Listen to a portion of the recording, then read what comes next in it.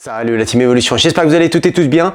Je tiens à m'excuser d'office parce que je sors d'une crève généralisée au niveau bronche et voie respiratoire. Donc j'espère que ça sera assez compréhensif.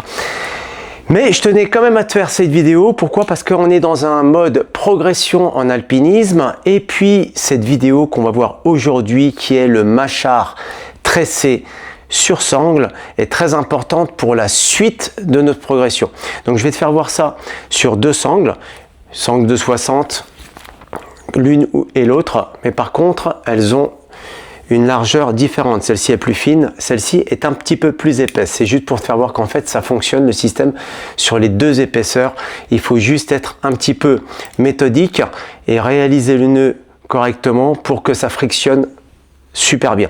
Voilà, donc le nœud, bien sûr, mâchard tressé, tu l'as compris, c'est un nœud autobloquant, mais à friction. Je te fais voir la réalisation tout de suite sur le pan.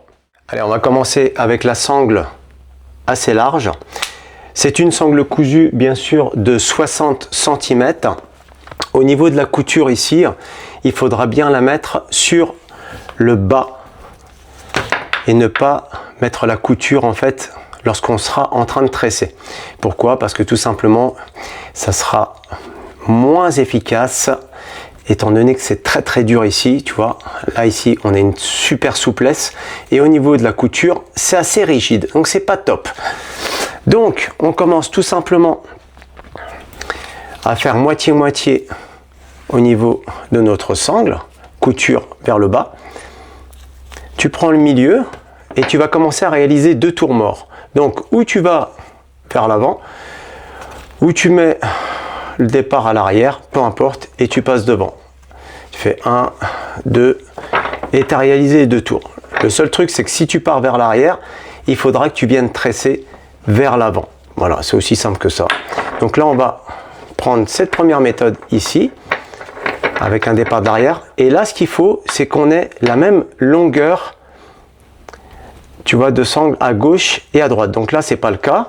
Donc ce qu'on va faire, on va rétrécir un petit peu la gauche et rallonger un peu la droite pour que ça soit à peu près, enfin à peu près, il faudrait que ça soit, voilà, de la même longueur. Ça, c'est très important, hein. Ensuite, on va commencer à tresser.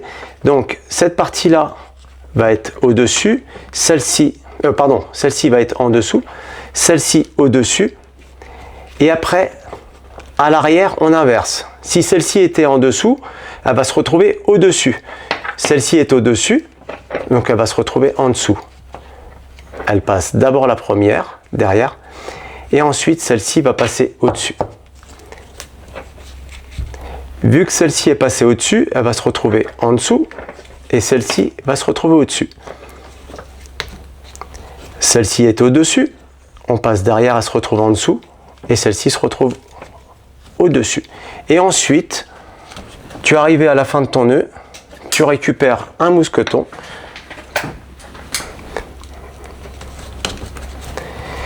et tu clips.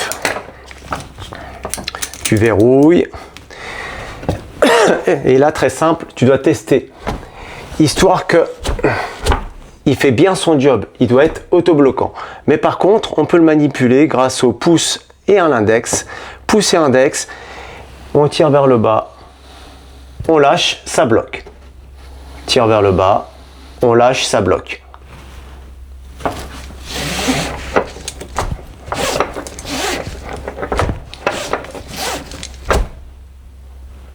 Allez, deuxième exemple avec la sangle de 60 un petit peu plus fine. Donc ça va être juste plus délicat et la couture toujours aussi longue, hein. Elle est même plus longue que l'autre sangle, il me semble, pardon. Mais voilà, donc on garde bien sûr la couture vers le bas.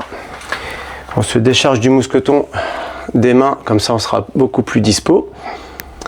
Et là on part. Donc tout à l'heure on était parti derrière, on peut partir devant, hein, ça pose aucun problème. Donc il faut juste réaliser deux tours morts. 1 et 2. Donc tu vois, quand c'est plus fin, c'est plus délicat. Il faut juste prendre un petit peu son temps et essayer de faire ça le plus proprement possible.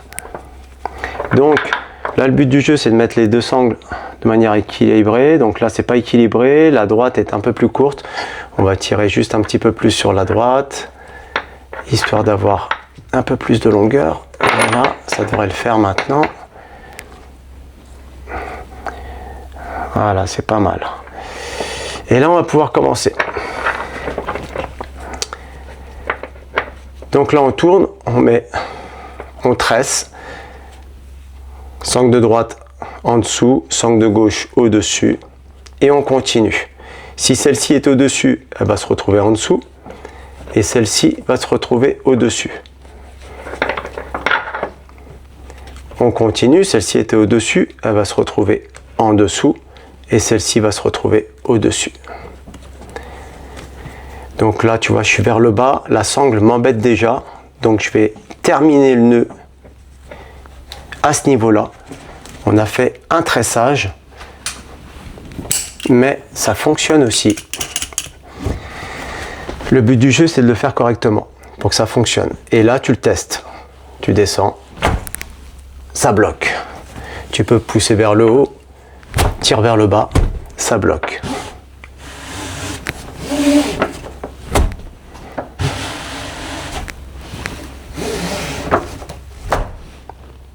Et bien voilà, maintenant tu sais comment confectionner un mâchard tressé sur sangle.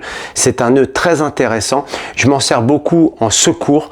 Je te ferai voir ça bien sûr dans une autre vidéo.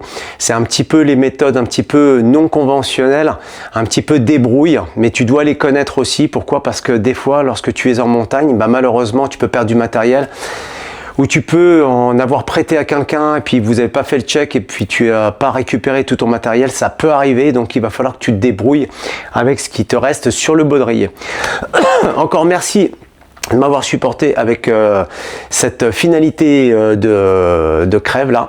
Donc je te donne rendez-vous dans une autre vidéo, entraîne-toi et puis reste attentif pour la prochaine parce que la prochaine, elle te servira ou elle te servira pas. En tout cas, j'espère pas qu'elle te servira, mais elle peut éventuellement te servir si jamais tu es pris au piège. Et avec ce mode débrouille, tu vas pouvoir t'en sortir. Belle fin de journée, porte-toi bien, fais-toi plaisir en montagne. Harvey.